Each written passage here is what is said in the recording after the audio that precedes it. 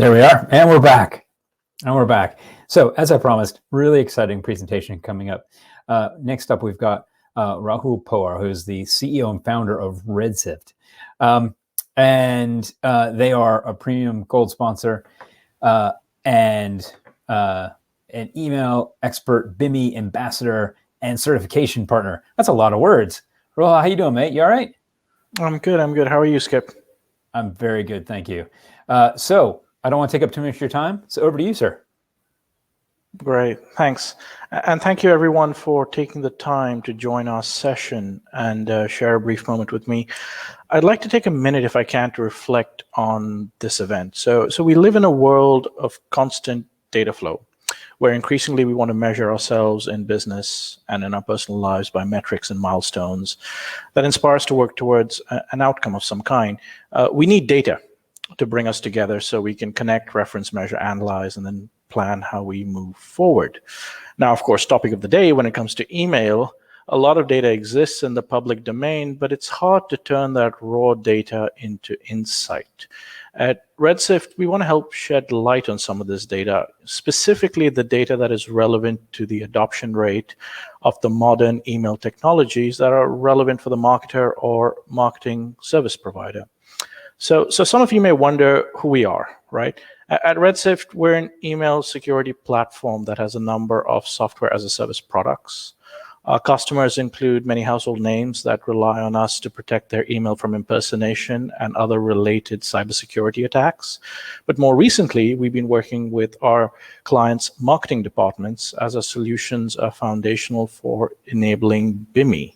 Now, I'll come back to BIMI in a bit. I'm sure you've heard a little bit about that already. But a little bit more detail on us. So we have offices across the globe with a presence in most North American, European, and Asia Pacific markets. Every day we help organizations protect their domain from impersonation and improve some of the deliverability signals of their emails by helping them deploy DMARC. This is now particularly relevant to marketers as brands are able to present their logos inside compatible email clients such as Gmail using the new standard built on top of DMARC, BIMI. So now coming back to BIMI, you will likely have heard a bit about it. And if not, there are a number of sessions coming up through this event that will bring you up to speed.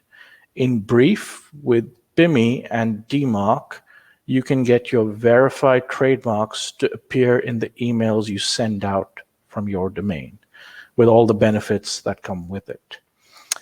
At Redshift, we've been working with these technologies for a while. As Skip said, we're effectively forming a go-to-market solution for people who want to deploy this technology. We have customers, of course, around the world, and they're in media, they're in telecoms, technology, travel, professional services, and government, to name a few verticals where we're quite strong. But BIMI is a new standard that's relevant to all of them, and we've been working with our partners Entrust to help our customers deploy it. Through that process, we've built a number of tools and data pipelines to help us understand BIMI readiness and adoption on the internet at scale. So today, we're opening up this data to educate and inform the email sender community, specifically marketers, brands, agencies, and service providers. So I'm here to share BIMI Radar, a new data website that is available for all of you and those that care about email and BIMI. I want to acknowledge the BIMI working group who are behind this new standard and are doing great work to help raise awareness and adoption. So BIMI Radar is our contribution to this effort. Let me introduce you to BIMIRadar.com with a live demo. If we could switch, please, to the preview.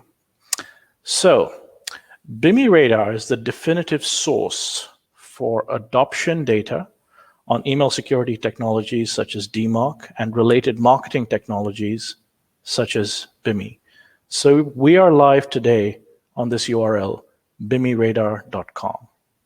So at BIMI Radar, we track the email technologies for a large part of the internet in real time. So we're surveying over 47 million domains on a continuous basis to extract out data and trends for BIMI adoption and the adoption of the supporting technologies. You can easily see how many domains are ready to deploy BIMI across our entire data set. So here, for example, we can see the global BIMI readiness is actually about 1.5%. And we can see the various state of authentication of the domains that we look at on the internet. Now, you can, of course, segment this down to territories and markets that might be interesting to you. But for the first time, we can actually see what this adoption looks like across pretty much all of the useful internet. So over here, you see the growth of email authentication technologies, over 2 million domains for the last 18 months. And then we can start to drill down. For example, we can look at Fortune 500 companies with one click. So let me just do that now. See, where are we? Let's have a look at these Fortune 500 companies and see where they stand. Here we can see that about 34 to 35% of them are actually ready for BIMI today. We can compare this, for example, to other territories. So let's say we look at the Netherlands, another big market for all of these technologies. So over here in the Netherlands, we can see that the Dutch actually have very high levels of BIMI readiness for the most part. And if we compare them and their rate at which they've been adopting email technologies, we see this steady rise over the last 18 months. We can also compare them to other territories. So for example, we can see that the Netherlands is the third most ready market for BIMI technologies behind the USA and India. Another thing we've done is specifically for this event, we've loaded up the delegate companies for OnInbox 2021. And once we look at this group, we can see that there's actually a pretty decent level of BIMI readiness. It's about 20%. But what's really interesting is that there are a lot of people who are BIMI aware. They've started to publish their first SVG logos. And there are even a couple that have actually gone and got their own VMCs. Now, if you don't know what a VMC is right now, don't worry, we'll get to that in a little bit. But essentially, what that means is they're actively part of the BIMI pilot group. So it's safe to say we're definitely talking to the right audience with you folks at the other end of this presentation. Now, for the brands among you, you can actually see the last 30 logos that have gone onto the internet with valid BIMI and VMC records. So over here, you can see a number of very recognizable logos that have started to publish and adopt the BIMI with VMC standard at a very active rate.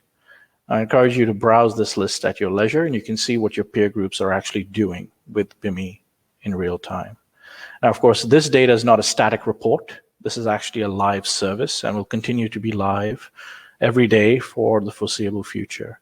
So I encourage you to have a play with this as and when you need to.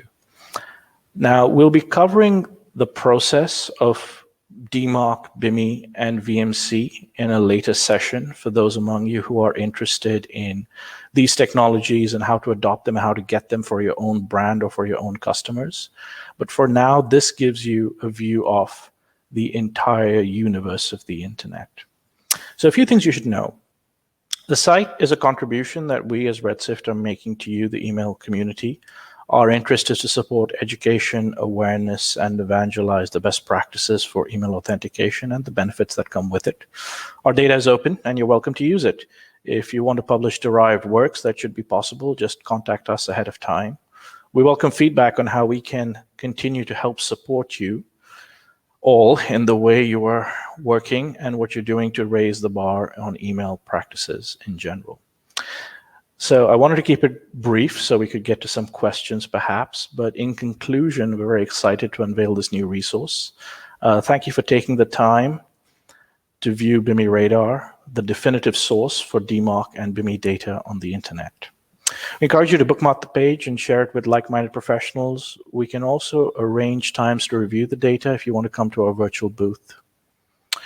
I believe me and my team will be taking questions. Thanks also to the team for OnInbox Expo for putting together this event, and you can learn more about DMARC and BIMI VMCs and the process around both in our sessions tomorrow and the day after. So we look forward to sharing that BIMI journey with you, so thank you for your time. Thanks, Rahul. That was fascinating. I also like some of that data.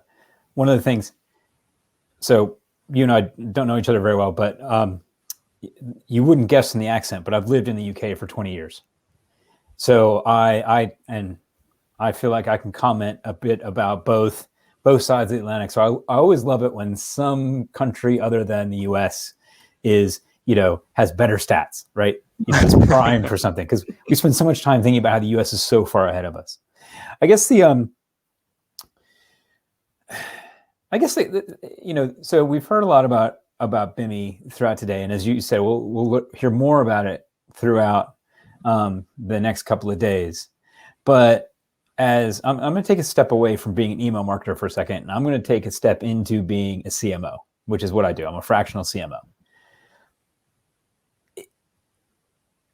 How do you convince the CMO, right, that BIMI is a good way to go? It's the right way to go. It's not just a flash in the pan. People haven't really seen it yet a lot. So in terms of, I have to go to my CMO, I have to talk about whatever investment we need to do to get into BIMI. What's the business case there? It's a good question. I mean, we are certainly early with the BIMI adoption journey, as you well know. So there are effectively a relatively small number of brands that have actually been accepted into the various BIMI pilot programs that are out there. So as a result, the hard data around things like ROI and the like are currently hard to find. And us and a few other early adopter vendors in the space are basically working to try and produce and share some of that out with the community, so that those conversations can be a lot easier moving forward. But as with any technology, there are benefits from being early with it, assuming that there is ROI to be had. And certainly in most conversations that we've had with our customer base, where the CMO's organization has been involved, if not the CMO themselves, they're pretty excited about being able to generate more brand impressions via any digital means that's possible today. Understandably, I guess, given the world we happen to find ourselves in at the very moment. So for the most part, marketing teams that we've worked with have actually pulled on BIMI as opposed to had to be pushed. And once we get into the detail of how you deploy it, it does take some effort, from everyone's part, and marketing teams will have to collaborate with their counterparts in the legal department to ensure that the brands and the logos that they want to use actually have valid trademarks.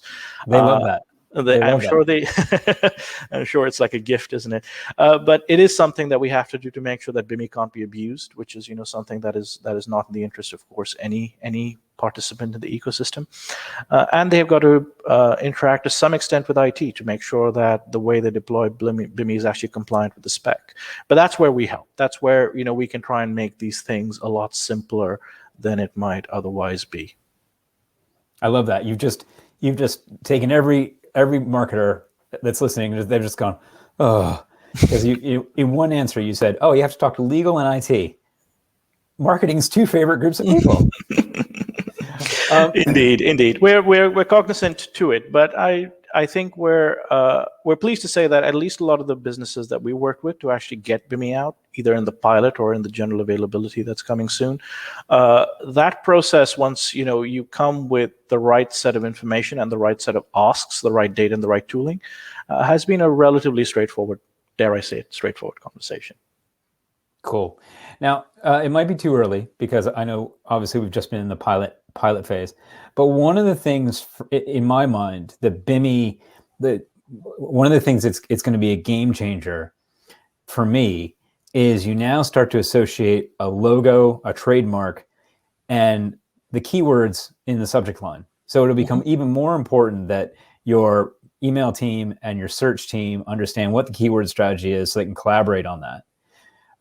But does that mean that maybe we're going to go a different direction on writing subject lines? Maybe the subject line isn't so important in getting somebody to open the email, because we'll get them to do what we want them to do anyway, which is buy something just through another channel. Yeah, we're, as I mentioned before, I think we're at the stage where we do need to start putting together a decent number of experiments around this trademark presentment and what that actually does for the way people engage with content in their inbox. And it could be very, very powerful, as you described, to try and make both the subject line and the logo speak to a broader marketing strategy in a more integrated way. And I think we'll start to see some of that data come out once we have general availability and once we have run some experiments with our pilot customers. Oh, I can hardly wait. I love a good experiment. Anyway, Rahul, we have to wrap it up there, but thank you, mate. I really enjoyed that chat and your presentation was brilliant. I hope you enjoy the rest of the show and I hope it works out well for you. Great. Thank you, Skip. Thank you, guys. Talk to you soon. Okay. Now, unfortunately, I've totally got myself a bit lost as to where we are and what we're doing. Next up on the expo stage, we're going to have Elena Blagova from Email Soldiers. Oh, this is controversial. Why you shouldn't hire an agency. So in this session, you'll find out if this is your case and what to do instead of or before hiring agencies to save time and money. So don't miss that. We'll be back in about 15 minutes with that one. See you then.